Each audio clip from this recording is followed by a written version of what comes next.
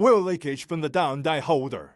Remove down die holder. Place the parts aside. Remove the hydraulic plug. Remove the two O-rings. Check for broken O-rings. Replace any damage immediately. Prepare to replace the O-ring. Replace O-ring on piston.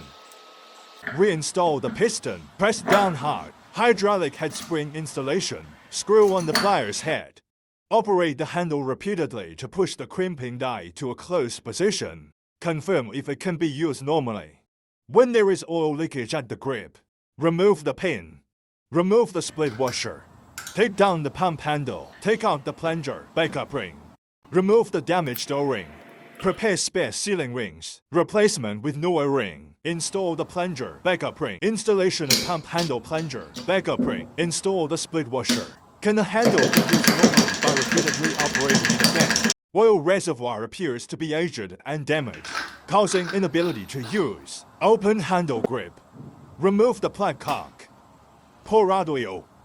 Removing the O-ring from the oil bag. Prepare to replace the O-ring. Install a new sealing O-ring. Fill up with oil. Turn on the return oil switch. Operate the handle repeatedly to expel the air inside the pliers. Exhaust air insert oil plug. Spin back the handle. Confirm if the tool is being used properly. Oil leakage from thumb screw. Use a screwdriver to open the Type A screw. Unscrew the thumb screw. Unscrew the plug screw with a spanner.